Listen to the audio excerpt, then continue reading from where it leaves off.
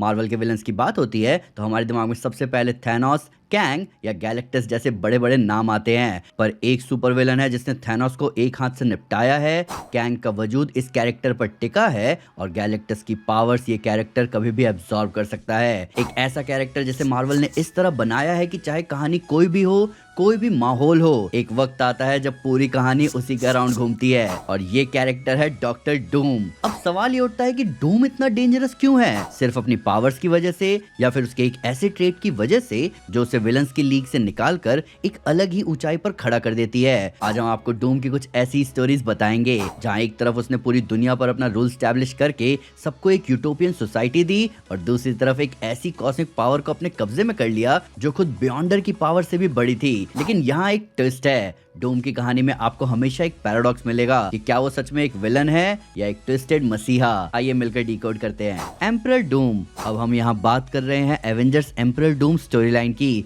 जहाँ डूम का पूरे अर्थ पर राज होता है, पर किसी मिस्टिक पावर या फिर वॉर को जीत कर नहीं, बल्कि माइंड कंट्रोल से।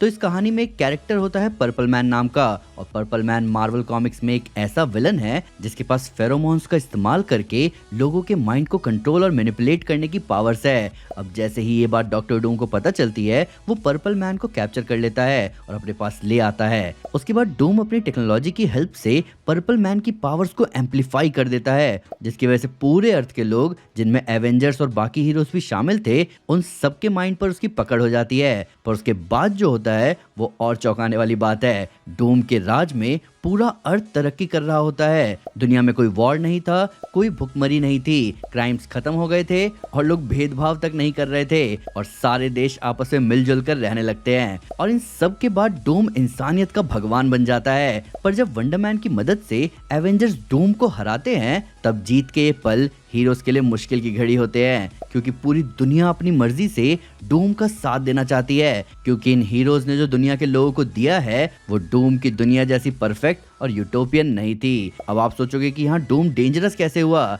तो दोस्तों, जो बात यहाँ डूम को डेंजरस बनाती है वो है उसकी प्लानिंग। अगर उसने दुनिया को वॉर या पावर के दम पर हथियाया होता तो लोग उसके टोटलिटेरियन नेचर को कभी एक्सेप्ट नहीं करते और कभी ना कभी एक बगावत सामने आती ही। पर उसने दुनिया पर राज करने के लिए माइंड कंट्रोल चुना, जो कि सही तो नहीं है, पर टेक्निकली एक बहुत ही पीसफुल तरीका है वर्ल्ड डोमिनेशन को पाने का।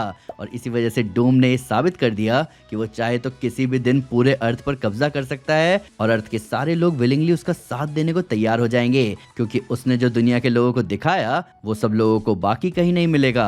अब बात करते हैं डूम के एक रियलिटी वॉरपर के लवर होने के बारे में। अब ये बात सुनकर आप हैरान हो गए होंगे, पर हाउस ऑफ एम के इवेंट्स के बाद यंग एवेंजर्स की टीम वांडा को ढूंढ रही होती है और जब वो उन्हें मिलती है तो वांडा पावरलेस है और उसकी शादी होने वाली है। और गेस करो उसकी शादी किससे हो रही है? उसकी शादी हो रही है डॉक्टर डूम से। डूम सभी को बताता है कि जब वांडा उसे मिली तो उसकी मेमोरीज जा चुकी थी और उसने उसकी हेल्प करी स्टेबल होने में, पर सच्चाई कुछ और होती है। डूम को ये पता चल चुका था कि वांडा के अंदर एक लाइफ फोर्स नाम की पावर है और ये वही पावर है जिसकी वजह से वांडा रियलिटी को इस लेवल पर रीराइट कर पाती है। तो स्टोरी में आगे डूम वांडा के अंदर के इस कॉस्मिक फोर्स को एब्सॉर्ब कर लेता है और ऑलमोस्ट ऑमनीपोटेंट बन जाता है। अब मैंने ऑमनीपोटेंट इसलिए कहा क्योंकि इसी स्टोरी लाइन में ये मेंशन किया जाता है कि वांडा के अंदर का लाइफ फोर्स एक्चुअली में क्रिएटर की पावर्स का एक हिस्सा है, एक ऐसी पावर जो स्टोरीज तक को रीराइट कर सकती है। और इस पावर की इंटेंसिटी इस लेवल तक जाती है कि खुद डूम जो इसे पोजेस किए हुए था वो मेंशन करता है कि लाइफ फोर्स की ताकत बियॉन्डर की पावर से भी ज्यादा थी और ये पावर्स डूम को इसलिए चाहिए ताकि वो क्रिएशन को बेहतर बना सके, सब कुछ यूटोपियन बना सके। इनफैक्ट सारे म्यूटेंट्स जो वांडा के खून के प्यासे बने बैठे थे उन्हें भी डूम कहता है कि वो सब कुछ रिस्टोर कर सकता है, म्यूटेंट्स को उनकी पावर्स वापस दे सकता है, जो म्यूटेंट्स मर चुके हैं उन्हें जिंदा तक कर सकता है, वो दुनिया बना सकता है जो सब चाहते हैं। बस उन सबको डूम का रूल एक्सेप्ट करना होगा और जो नहीं करेंगे उन्हें डूम का प्रकोप झेलना होगा।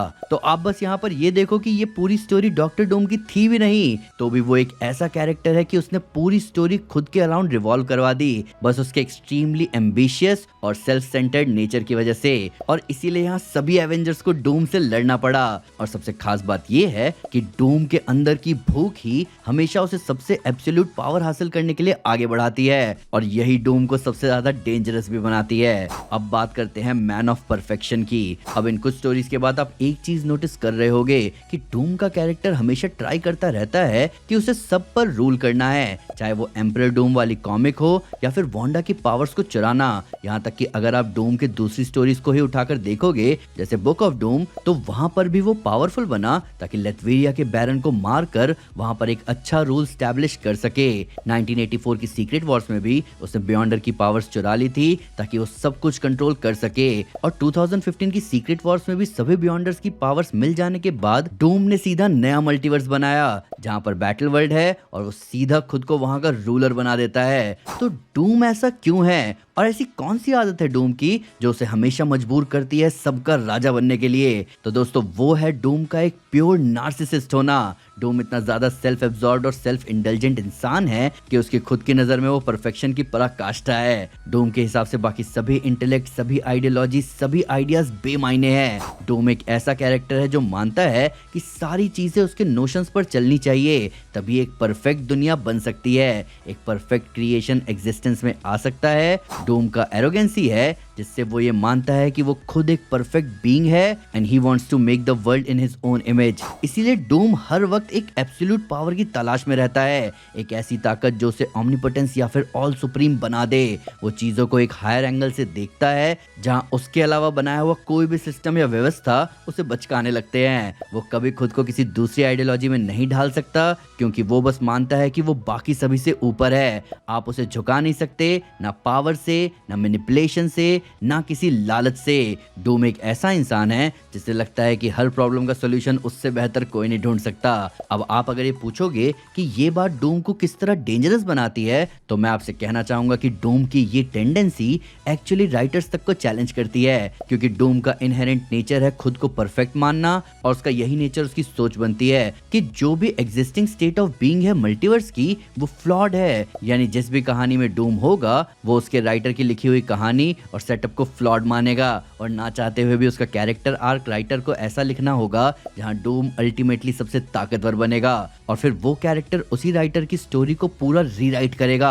अब चाहे भले वो राइटर बाद में डूम को किसी रीजन से हरवा दे, पर डूम का कैरेक्टर बना ही है सबसे सुप्रीम पावर को होल्ड करने के लिए। या कोई भी रैंडम मार्वल स्टोरी उठा लो जिसमें डूम हो और आप देखोगे कि अल्टीमेटली एक पॉइंट पर वो स्टोरी डूम के अराउंड रिवॉल्व होने लगेगी और फिर इवेंचुअली उस स्टोरी में शामिल जो भी अल्टीमेट पावर होगा वो डूम के पास आ ही जाएगा। And time and again bar bar Marvel ये साबित कर चुका है। तो आप यहाँ से समझ पा रहे होंगे कि डॉक्टर डूम का कैरेक्टर कैसा है, जिसे हम इनडोमिटेबल विल ऑफ मैनकाइंड कह सकते हैं, क्योंकि डूम को रोका नहीं जा सकता, डूम को तोड़ा नहीं जा सकता, ना ही ताकत से, ना ही मोरालिटी से और ना ही डिफीट से। सही मायने में थैनोस इनएविटेबल नहीं है, डूम इनएविटेबल है। डूम है वो आउटकम जिसका होना तय है, चाहे कहानी कुछ भी या किसी की भी चल रही हो, चाहे वहां पर कोई म्यूटेंट हो या फिर ट्रांस मल्टीवर्सल बीइंग जैसे कि बियॉन्डर। अल्टीमेटली हमेशा डूम ही होता है जो अपने मकसद में कामयाब हो पाता है और यही तो कहलाता है इनडोमिटेबल विल ऑफ मैन। तो यही वो रीजंस है कुछ स्टोरीज के एग्जांपल के साथ जो ये बताता है कि क्यों मार्वल में विलन्स तो बहुत सारे हैं, कुछ अर्थ बाउंड है, कुछ कॉस्मिक है, कुछ मल्टीवर्सल है,